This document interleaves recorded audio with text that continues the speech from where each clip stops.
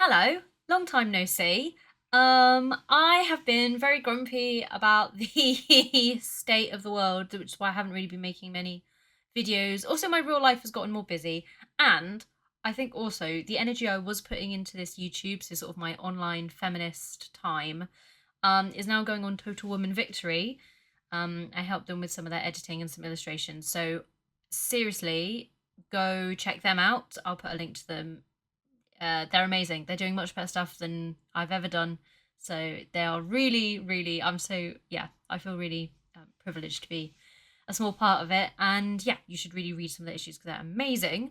But I have been gripped by an urge to return to the internet and kind of chat about things. And I think I kind of just want to chat about more arty things. I think I know this sounds silly, but I think because I also have this crazy nihilism about the world ending, that it's also made me go, well, then, I guess there's no point trying to be an activist, which is a lie. I'm still doing some stuff, but like, there's no point filling my mind with so much of that. Now is the time to work on art and what I love and my career. And I think I've gotten lucky after having a few years of some really unfortunate circumstances. I've gotten very lucky now with like the strides I'm making, sort of both artistically and professionally. So I'm also putting a lot more energy into that. But the thing I wanted to talk about today, because it keeps playing on my mind, I don't know why, um, is this idea of authenticity, um, both in art making, but I guess also more generally. And I think about it in this way. So I think about it as when something is your everyday experience versus when something is a moment or a novelty. So a really easy example is like if I go on holiday to Berlin for a week, I've had a moment in Berlin. If I live in Berlin for a year, that's become my everyday. Even if it was just a year, like I've really been embedded in that. That has been an everyday experience for me. And so I think about this a lot in the art world when there is a lot of performing and a lot of portraying, and where I think there are problems with that, and where I also think it's fine, which I may be less interested in talking about. But for example, yeah, obviously, if you're a painter, you might just create an image of something you're interested in. You might not have some kind of deep everyday relationship to an aspect, but you wish to create an image of it. I do obviously think that's fine. But I think what there is also are people attempting to portray themselves as having a deep understanding of something when they don't even have a casual understanding. It is very, very surface level. And so the two things I wanted to speak about this are the folk revival, because I think I'm in a funny middling place. And I'll explain what I mean by this and then I'll explain my situation. So, folk revival, like UK folklore and folk traditions, are kind of having a bit of a resurgence, particularly in like the arty realms. And I love it. I'm all here for it. Um, but what I see are people that have absolutely no connection to it at all using the aesthetics of it and making work using it and being really quite gung ho and really happy to do that. Um, yeah, when it doesn't, they don't really have anything. And then I also, yeah, see people who have made it their whole lives. They're really, really invested in it. They know so much. They're so clever and also so, yeah, everyday embedded in it. Also making amazing work. And I obviously think their work is amazing. And then I'm in a weird space where like it has been a part of my life for so many years. I grew up in a place that had this sort of some folk traditions that would happen and around people that, yeah, I've been to neo-pagan rituals and all this sort of stuff on occasion. Again, it's not like I do it every month. It's maybe like a yearly, twice yearly kind of thing. Certainly if you factor in like the smaller things that me and friends have taken from like our hometown into just like our ways of marking the year or whatever. And it does really, for me, speak to this idea of a folk tradition because there is no huge spiritual aspect to it for me. Like, I enjoy some of the woo woo nonsense, and I think it is, like psychologically healthy to kind of have those like reset moments in the year to kind of take stock of things and move on with your life. But I don't see it in a woo woo way. I see it in like yeah, like a reflection tool kind of way. So that's how me and my friends still use these things from growing up. But yeah, it all factors into TikTok witches as well, who are like witches who've learned everything off TikTok and have no even vague association to it in the rest of their real life, which again, like it's funny having family friends who are like full on druids and this kind of thing. So Anyway, my point being for my issue is that I feel like, oh, I don't want to make work about this, even though I love it very much, and even though I do have some kind of association to it that is genuine, because I am aware of how shallow it is.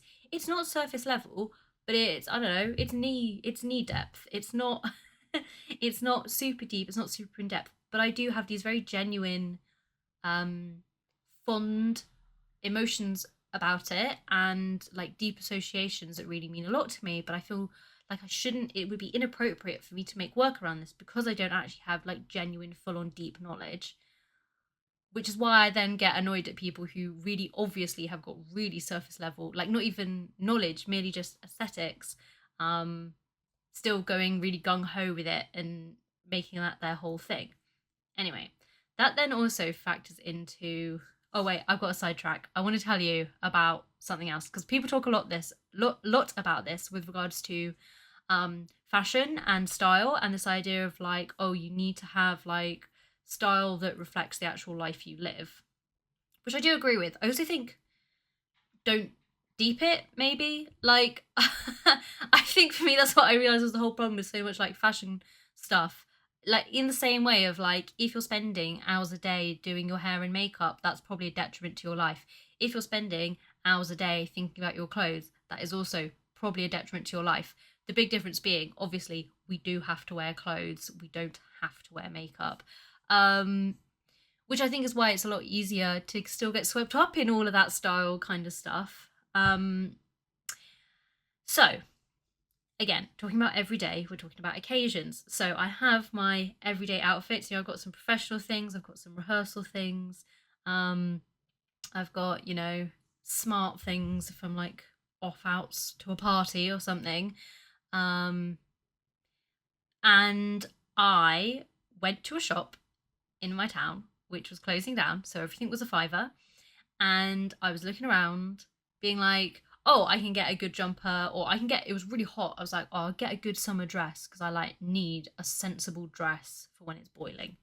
Anyway, didn't find anything sensible. What I did find, and this is the thing, if it was full price, I obviously wouldn't have got it, but for a fiver, how could I say no? It fit me perfectly. Um, and I keep seeing these sorts of dresses and keep looking at them, kind of coveting them for their beauty, and then going, that's 50 quid. When am I ever going to wear this? Let's not get it. Anyway, it fit me perfectly, which was also a shock. It was really comfy, also a shock. A beaded dress, like covered in beads and sequins. It's a ridiculous item. Where am I going to wear this? So, do you know what I've done as a result of this? I have set my sights on booking myself for more hosting work, or maybe singing. Maybe singing in this dress would feel appropriate. But anyway, more like cabaret things that are not. I normally do comedy, so stuff that is not comedy, where I'm wearing like a character costume, but stuff where I am me and I need to be the shiny, sparkly cabaret version of myself. Um, so I've gone backwards there. I have a dress and I wish to make that dress my everyday. So in order to make it my everyday, I have to book enough gigs that I am wearing it on a regular basis.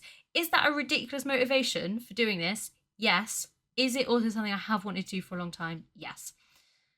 But I would actually find that interesting if all the people who dressed in certain ways on TikTok then had to fulfill the look.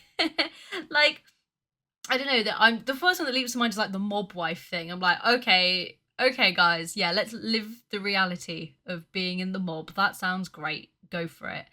Um, oh, I'm gonna hiccup. 1 second. Oh, it was a burp. Pardon me. How rude. I'm not editing this, by the way.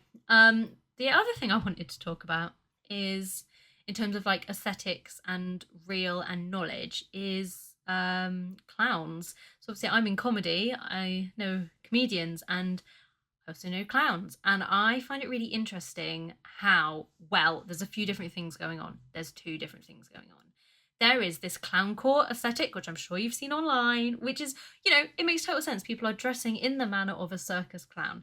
Now, all of the clowns I know, I'm thinking genuinely very hard. Not a single, does a single one of them dress like a clown in any way, whether on or off stage?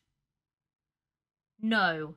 And I would say less than a quarter ever wear red noses. So no one is really looking like a circus clown, particularly not full on the way this clown core situation is. I do see a lot of like patterns or like bold clothes, but it's not, you know, if you took away the red nose, you wouldn't say, ah, this person is dressed like a clown. You'd just say, ah, this person is dressed eccentrically. So that's one thing, which I have been, feel I've been terribly missold and misled online sometimes when I'm like invited to speak to clowns and then discover, oh, you dress in the manner of a clown. But if I say the words clocking, or why is the only clown vocabulary I can think of clocking? Anyway, they have no knowledge of the stagecraft of the clown, which is fine, but it's not clowning. Because I've then seen that the other way, where then people who do what I would describe as drag, like they are lip syncing to a song, and that's the main thrust. It might be funny, it might be that they're a good dancer, whatever, whatever, but they are lip syncing to a song in the manner of a drag performer. But because they're dressed like a clown, they're like, I am a clown. And it takes a lot of self control for me to not go, no, you are not. Anyway, what I have then also seen, which I have found really interesting, is I have heard people in the comedy and theatre industry saying, clown is really having a moment. Clowning, it's having such a moment. Saying to like the clowns I know, oh, this must be so good for you. Clowns having such a moment. But the thing is, it's not. The buzzword is having a real moment. In the same way that like I knew the phrase rewilding was dead when I saw Lush using it to advertise their wares. So again, it's this whole thing of like, oh, I want the performance of really engaging with nature, so I'm going to buy some stuff from Lush instead of actually engaging with nature. It's the same thing here of like, oh great, you did a beginner's workshop to clowning on your theatre degree. You did like 5 hours of it. And so then you're going to put, I've done clown training on your CV. And then you're going to get cast in a show. And then in interviews, they're going to be like, yeah, we've cast some amazing clowns in the show. And they haven't. Anyway, I find it really hard. Maybe that's something else I want to talk about like gatekeeping versus inclusiveness. And I have really complex thoughts around like, yes, everyone should be welcomed in. In fact, you know what? I'll mention it now. Yeah, I went to a conference that was about a specific performance discipline, and people were going like, "Oh, how do you like get into this? How do you become it?" And I said, "Well, I don't think you have to have been to like the gurus, and I don't think you have to have done it for, you know, a decade. Although I'm not being funny, it took me a decade to feel like I could say I'm an expert in the thing that I do really often. But anyway, but I do think you need to have done at least a workshop, ideally a good few, and, you know, perform it. Go out there, do it, get feedback from people, be part of like this performing world." I was the only person in that room to say it. Every other person was like, oh no, you just need to say it about yourself and then you're doing it. And it's just like, but then it's nothing. It means nothing. If anyone can just say, yeah, I believe that I'm like, what would be like if someone said, yeah, I think I'm a karate fighter. Why do I not know the name for like a person that does karate? Can you tell I'm sleepy? Anyway, imagine if I just went, yeah, I'm a karate person. What? Why do you think I'm a karate person? Oh, well, I've read a bit about it, and I just really think that I embody the idea of turning your opponent's strength against them. Is that karate or is that another one? Again, displaying my ignorance. Anyway, but could you imagine if some people did that for anything else? Oh, I'm a painter. Oh, great. Do you paint? Oh, no, but I tried it once and I quite liked it and I really like the idea of it. So I'm a painter.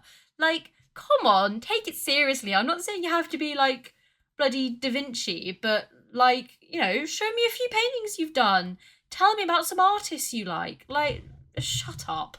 Anyway, I'm thinking a lot about making things my everyday and about how I don't feel like I'm actually doing something until it has become my everyday, which I know is silly because I can't spend all day every day doing the things that I'm interested in. But it is just one of those things I think a lot about with regards to the performativity that we see online so much and the questions around, great, that's lovely you're saying all these things. Is that your everyday experience? Is that your everyday reality? And I do think there are some people out there who are really performing something that has no bearing on the reality of their life. And I find that weird and strange because when I look at most of the other people that I know, obviously they're showing off the best parts of their life online. Obviously everyone knew that photo was being taken and, posed a bit for it, but they are genuinely in those places. Oh shit, no, this has got me thinking about another thing. This is going on for ages now. So I find it really funny that there are like fake sets of private jets, or like photo studios that are meant to look like um or like the walk-in closet of a rich person. I don't really know. I know there's private jet ones, but this idea of like paying to have your photo taken somewhere fancy to then give the appearance that that's your everyday experience when it's not. It was a moment. You went there for one day and you took a load of photos in different outfits, and then you're going to slowly post those over the course of the next few years. And it's just like, oh, isn't that sad though? Wouldn't it be more fun to, well, I mean, I wouldn't like to go on a private jet, but do you know what I mean? If that's the sort of thing you value in life, why are you not trying to make that your everyday reality? And if it's not possible, because obviously I get it, yeah, that's why you're having to pay to perform it, because it isn't your everyday. But like, why not find something else to be into? Why not find another aspiration? Oh, anyway, I could go on and on, but I've been going on for too long already. Love you all. I kind of do want to try and come back, but no, maybe I'll just yap whenever the spirit moves me. Apologies if I seem off today. I'm quite sleepy and need more coffee, but it's nice to be back, and I love you guys. Bye.